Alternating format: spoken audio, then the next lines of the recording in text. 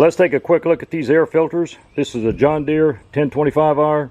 The primary has less than 100 hours on it, but in these conditions, a lot of this is just dirt from the weeds. It does a lot of bush hogging and mowing. Very little tilling in dusty conditions. Most of this black stuff you see is just from pollen and dust that comes off the grass and the weeds. This is a genuine John Deere filter.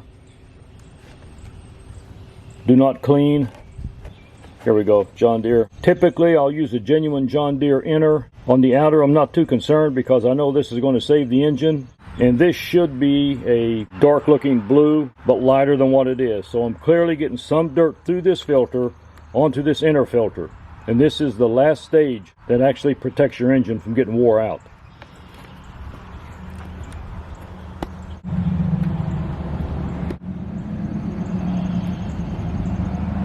Now let's look inside of a brand new filter.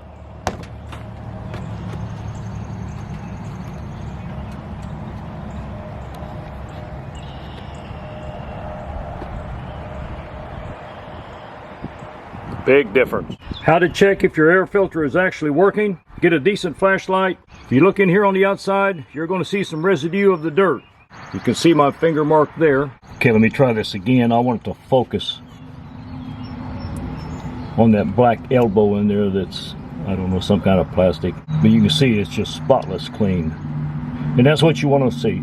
At least that tells you that your filters are doing their job. On this particular Yanmar engine in the John Deere 1025R, regardless of how good a job your inner and outer air filter is doing, it's all going to be for nothing if this hose here has anything wrong with it. If there's any cracks or splits in this hose or loose clamps, should at least check them clamps. I'm actually gaining on that guy a little bit. And we have one down here. I'll check him from the outside. But any problems with this hose or these two clamps, you're going to start sucking raw dirt right into the intake manifold and right into through the valves and into the combustion chamber. And then you can kiss your piston rings goodbye.